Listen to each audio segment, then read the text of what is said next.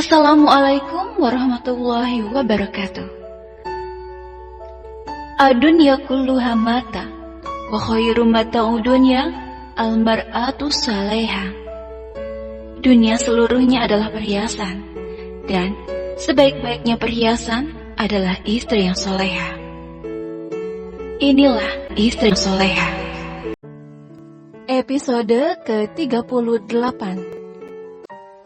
Andre melihat seisi kamar yang sudah disiapkan untuknya. Hanya ada tempat tidur kecil dan lemari yang juga kecil di dalam sana. Dengan tertatih berjalan menggunakan tongkatnya, dia mendekati pintu kamar mandi untuk melihat isinya. Alfian hanya mengikutinya dari belakang. Dari ekspresinya dia tahu jika saudaranya itu tampak sedikit kecewa melihat fasilitas yang serba sederhana di sana. Andre lalu duduk di atas tempat tidur. Dengan kedua tangannya dia menekan-nekan kasur yang didudukinya. Bagaimana? Tanya Alfian dengan berdiri tepat di depannya. Lumayan. Jawab Andre mencoba untuk tersenyum. Aku harap kamu akan betah tinggal di sini. Andre terdiam tidak menjawab. Alfian duduk di samping Andre. Ketika seseorang memutuskan untuk berhijrah, ada 4 hal yang harus dilakukannya. Pertama adalah pengorbanan. Setiap transisi dari suatu hal ke hal yang baru pasti meninggalkan sesuatu. Seperti kamu yang harus berkorban, meninggalkan kemewahanmu. Kedua, bertawakal. Satu-satunya tempat untuk bersandar adalah Allah, dan bukan mengandalkan harta, jabatan, dan sebagainya. Ketiga, yaitu tidak berhenti belajar. Orang yang berhijrah tidak pernah berhenti mencari ilmu. Justru, dia selalu haus dan kurang akan ilmu agama. Dan yang terakhir adalah rendah hati. Penyakit orang yang baru berhijrah adalah sombong, merasa dirinya lebih baik daripada orang lain. Andre termangu mendengarkan perkataan Alfian. Dan yang paling harus kamu ingat adalah tiada hijrah tanpa ujian. Persiapkan diri dan mentalmu. Ujian? Tanya Andre langsung melihat Alfian. Alfian mengangguk. Hijrah itu tidak ada yang mudah. Ujian untuk melihat kesungguhan hijrah kita pasti ada. Tapi jika kita diberi ujian oleh Allah, lalu bersabar dan berhusnuzon kepadanya, bahwa setelah kesulitan akan ada kemudahan, maka kita akan menemukan hikmah di baliknya. Andre tampak mengerti dengan mengangguk-anggukan kepalanya.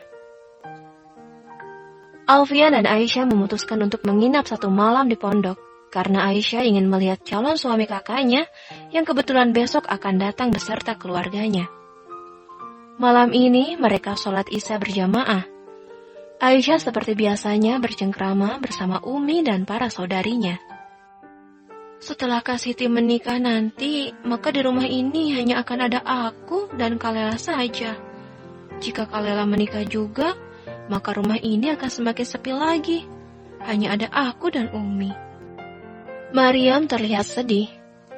Umi tersenyum. Lalu jika kamu menikah? Tanya Umi melihat anak bungsunya.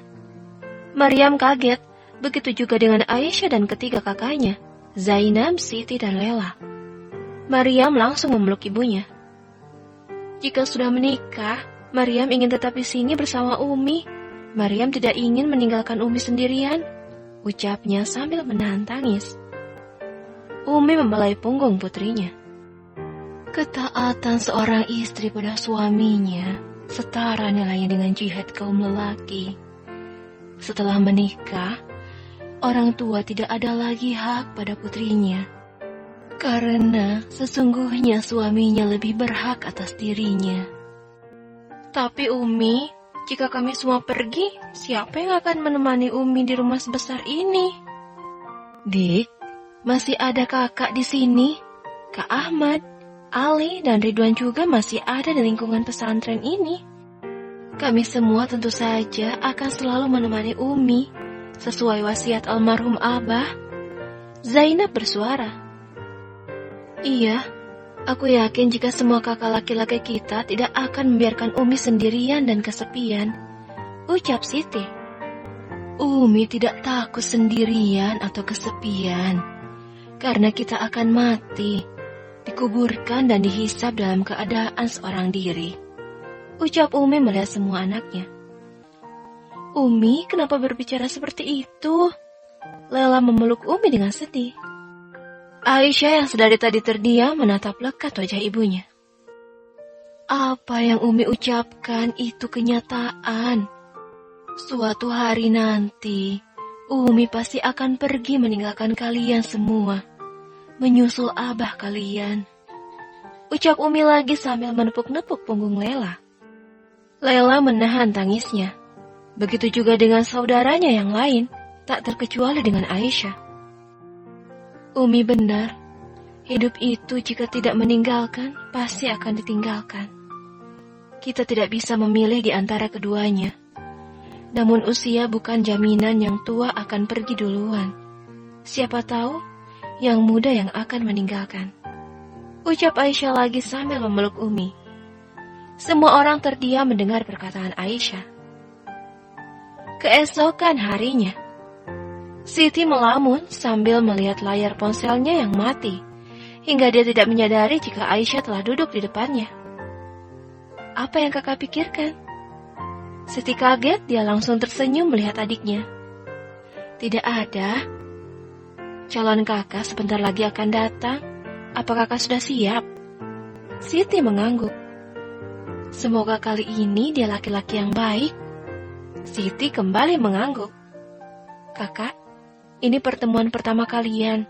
Setelah ini kalian akan bertaaruf. Kalian akan mencoba saling mengenal satu sama lain. Setelah itu, jika kakak merasa tidak cocok dengannya, jujurlah pada Umi dan Kak Ahmad. Katakan pada mereka, karena mereka tidak akan memaksa. Iya, Dik. Kakak tahu jika Umi dan Kak Ahmad yang memilih calon suami untuk kakak. Tapi mereka tetap menyerahkan keputusan akhirnya pada kakak. Mereka tidak akan memaksa jika kakak tidak merasa cocok. Aisyah mengangguk. Tiba-tiba mereka dikagetkan oleh beberapa orang santriwati yang riuh dan berkerumun di depan gerbang yang terlihat dari jendela kamar. Aisyah dan Siti langsung berjalan keluar untuk melihat apa yang sebenarnya terjadi. Mereka berdiri di depan rumah, di mana Lela juga Umi yang juga penasaran ada di sana. Aisyah yang sangat penasaran mencoba untuk melihat lebih dekat, berjalan menuju gerbang diikuti oleh Siti dan Lela. Melihat ketiganya, semua santriawati langsung membubarkan diri. Aisyah lalu melihat apa yang sebenarnya membuat heboh. Pantas saja, karena di depannya kini ada 3 orang wanita yang berpakaian seksi tengah bertanya pada ketiga santriwati. Siti dan Lela memalingkan wajah merasa malu sendiri, melihat 3 wanita di depannya berpakaian sangat seksi. Ketiganya memakai rok mini dan baju ketat, yang dengan jelas memperlihatkan belahan dada.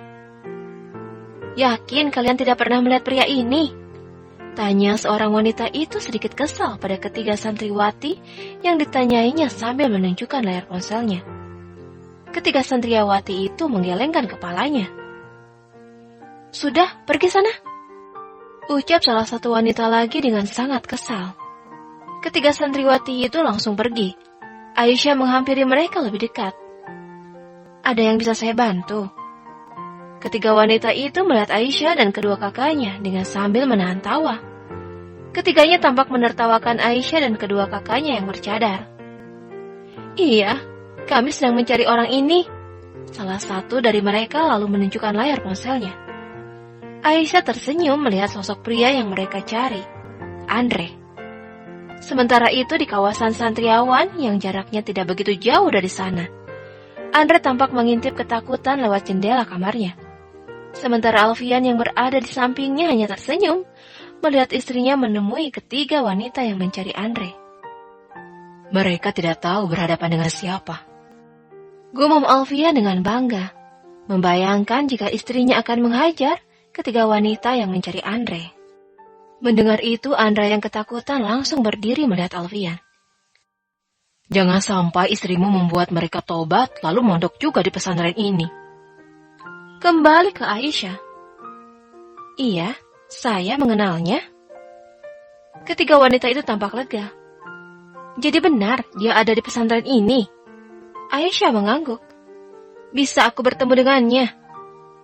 Aku tidak tahu, jawab Aisyah enteng. Tidak tahu? Kalian bisa coba menelponnya kan?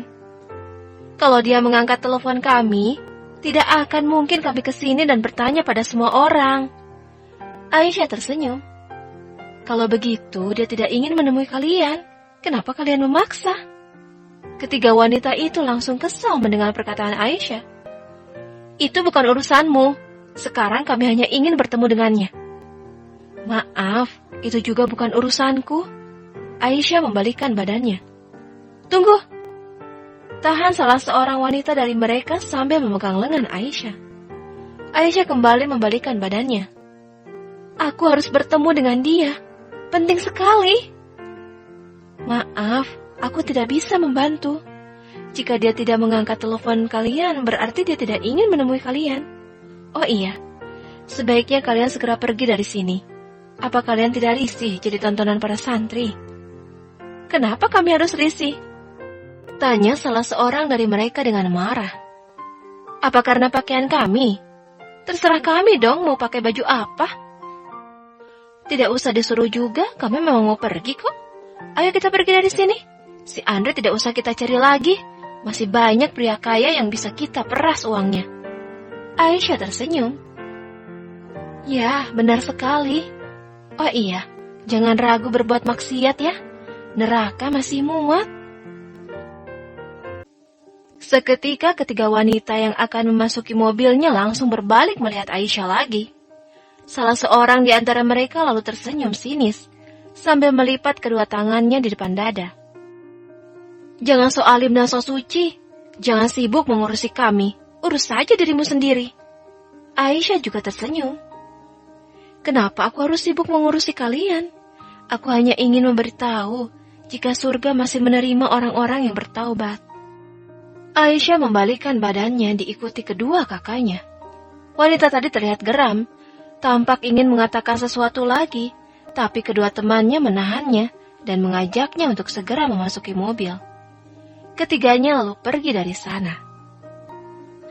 Ibu mertua Aisyah yang baru saja datang setelah diberitahu oleh Aisyah langsung memeluk Andre, ketika keponakannya itu baru saja memasuki rumah, berjalan dengan tertatih menggunakan tongkatnya.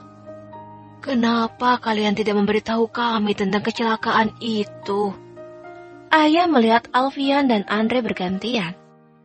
Andre melarangku memberitahu kalian. Andre hanya tersenyum-senyum saja. Mereka semua lantas dipersilahkan duduk oleh Umi.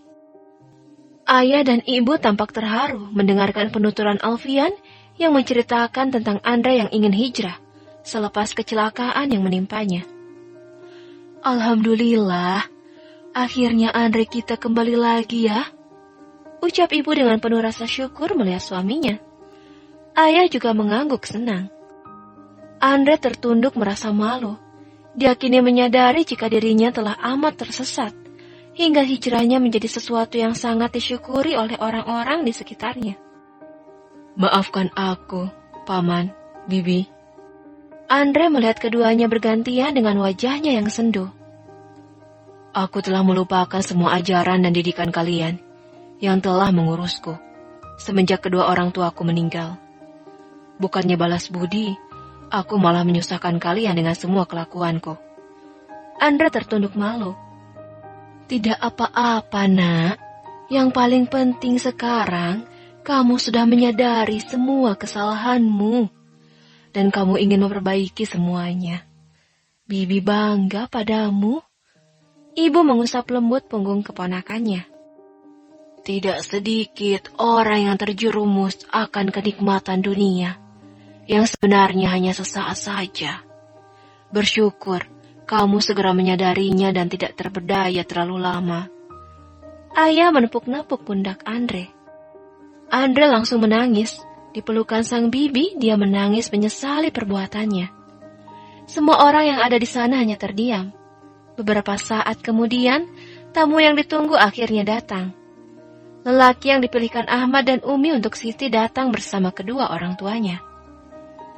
Ayah dan ibu yang tadinya akan pulang, tertahan karena rupanya calon mertua Siti adalah teman baik ayahnya dulu. Ketika mereka tak sengaja bertemu, keduanya langsung berpelukan dengan senang. Ayah akhirnya ikut nimbrung di acara perkenalan dua keluarga itu. Begitu juga dengan ibu. Kami bertiga dulu sahabat dekat, ucap ayah sambil mengingat kebersamaan mereka dahulu dengan almarhum abah. Karena itulah kami memilih putra Anda, karena tahu jika Anda adalah sahabat baik almarhum ayahanda kami. Ahmad melihat Pak Yazid. Pak Yazid mengangguk sambil tersenyum. Setelah berbahasa-bahasa sejenak, perbincangan kemudian berlanjut pada inti dari diadakannya pertemuan dua keluarga itu. Saya harap perjodohan putra-putri kita berjalan lancar, ucap Pak Yazid sambil melihat Umi sekeluarga. Semuanya mengaminkan. Mohon maaf sebelumnya, kami ingin agar kita tidak terburu-buru. Kami sekeluarga ingin agar keduanya berta'aruf terlebih dahulu, ucap Ahmad. Iya, biar keduanya saling mengenal satu sama lain. Setelah itu, kita akan serahkan keputusannya pada mereka berdua, Umi bersuara. Pak Yazid tampak termenung. Saya pikir kita sudah setuju untuk langsung menikahkan keduanya, tanpa harus berta'aruf terlebih dahulu. Ahmad dan Umi langsung saling berpandangan. Maaf, seperti yang sudah kami beritahu, adik saya telah sekali mengalami kegagalan dalam rumah tangganya. Mungkin berta'aruf lebih baik dilakukan agar keduanya bisa jauh lebih mengenal satu sama lain, hingga terhindar dari hal-hal yang tidak diinginkan nantinya. Pak Yazid melihat istri dan anaknya. Melihat anaknya menganggukkan kepala membuatnya lantas menyetujui ide untuk berta'aruf lebih dahulu. Namun, ada yang ingin saya sampaikan di sini terlebih dahulu, ucap Pak Yazid melihat Ahmad dan adik-adiknya. Setelah menikah nanti, mungkin sebaiknya anak saya dan istrinya tetap tinggal di sini. Siti langsung terlihat senang. Begitu juga dengan Umi dan yang lainnya. Anak saya lulusan perguruan tinggi agama Islam. Dia bisa membantu mengajar di sini. Alhamdulillah, itu ide yang bagus. Ahmad merasa senang. Saya ingin anak saya juga masuk dalam manajemen kepengurusan pondok pesantren ini. Manajemen kepengurusan? Tanya Ahmad heran. Iya, kalau bisa anak saya yang menjadi pimpinan pondok pesantren ini. Semua orang merasa heran. Pak Yazid tertawa. Saya rasa wajar kan? Saya ingin anak saya yang memimpin. Karena sebenarnya tanah tempat dibangunnya pondok pesantren ini adalah tanah yang saya wakafkan. Semua orang kaget. Ahmad lalu teringat akan perkataan ayahnya. Jika tanah tempat berdirinya pondok pesantren memang adalah tanah wakaf dari seseorang. Tapi dia baru tahu jika Pak Yazid lah orangnya. Tanya saja Pak Daud ini. Beliau saksinya.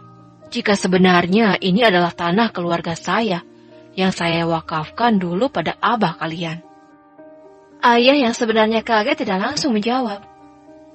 Kamu ingat kan, jika tanah seluas 5 hektar ini adalah tanah keluargaku?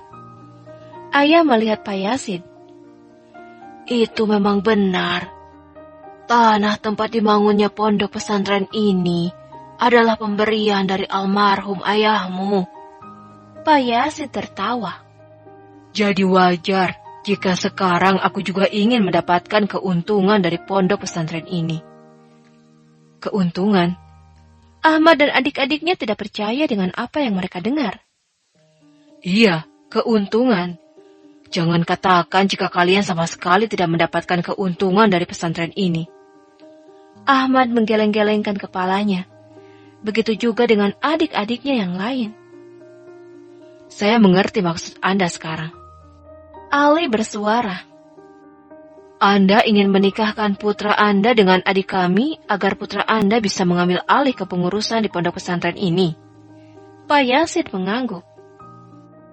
Sebenarnya, kami semua tidak merasa keberatan. Bahkan kami akan merasa senang jika putra Anda ingin membantu mengajari para santri di sini. Atau bahkan menjadi pimpinan pesantren ini pun sungguh kami sama sekali tidak keberatan. Tapi ketika Anda mendengar keuntungan, kami semua merasa heran. Apa maksud dari keuntungan itu? Pak Yazid tertawa. Jangan katakan, jika selama mengurus pondok pesantren ini kalian sama sekali tidak mendapatkan keuntungan. Aisyah yang sudah sangat kesal ingin mengatakan sesuatu, tapi Umi menahannya. Umi tidak ingin Aisyah mengeluarkan perkataan yang pasti akan memperkeruh suasana. Saya lihat santri di sini banyak sekali. Pondok pesantren ini bahkan sudah terkenal kemana-mana. Pasti keuntungan yang kalian dapatkan banyak sekali. Maaf Pak, kami sekeluarga tidak menjadikan pondok pesantren ini sebagai lahan bisnis. Ridwan kini yang bersuara. Asal Bapak tahu, jika kebanyakan santri di sini adalah santri yang tidak mampu. Mereka tinggal di sini untuk belajar, bahkan dengan gratis. Ucap Ridwan lagi menjelaskan. Pak Yazid tersenyum sinis. Ahmad kemudian menjelaskan, jika tidak ada sama sekali keuntungan yang keluarganya peroleh dari pondok pesantren yang dibangun oleh ayah mereka. Dari dulu hanya sebagian santri yang mampu membayar biaya mondok di sana. Selebihnya, tinggal dan belajar dengan gratis. Mereka bisa makan karena sebagian tanah wakaf itu oleh para santri dijadikan lahan persawahan dan ladang untuk bercocok tanam. Selain untuk dimakan sendiri, hasilnya sebagian mereka jual untuk membiayai keperluan para santri lainnya.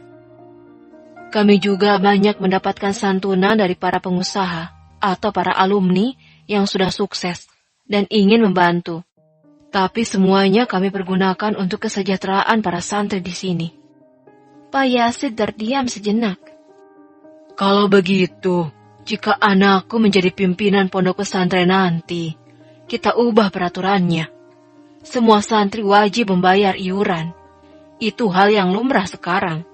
Demi ilmu agama, orang tua tidak akan segan-segan mengeluarkan uang untuk anaknya. Siti yang sedari tadi terdiam merasa sudah sangat jengkel. Umi, kakak, Siti memutuskan tidak mau menikah dengannya. Siti berdiri. Pak Yazid kaget, dia dan anaknya ikut berdiri. Semua orang lantas berdiri juga. Kenapa? Apa kalian takut kami mengambil alih keuntungan kalian? Pak Yazid melihat Siti dengan marah. Baiklah kalau begitu. Saya juga memutuskan untuk mengambil kembali semua tanah keluarga saya. Asal kalian tahu, jika semua sertifikat tanah ini masih ada pada saya. Semua orang kaget.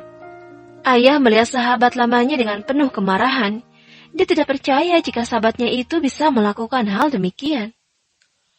Jika dijual, saya yakin jika tanah ini akan laku paling tidak 10 miliaran. Saya akan membelinya 12 miliar. Andre yang sedari tadi duduk di ruang keluarga berjalan santai menghampiri semuanya. Semua orang melihatnya, mencari tongkatnya. Berikan sertifikat tanah ini dan saya akan membayar Anda 12 miliar. Andre berbicara dengan santai, setengah tersenyum. Pak Yazid langsung mengangguk kesenangan. Dia dan juga anak dan istrinya langsung pergi meninggalkan semuanya.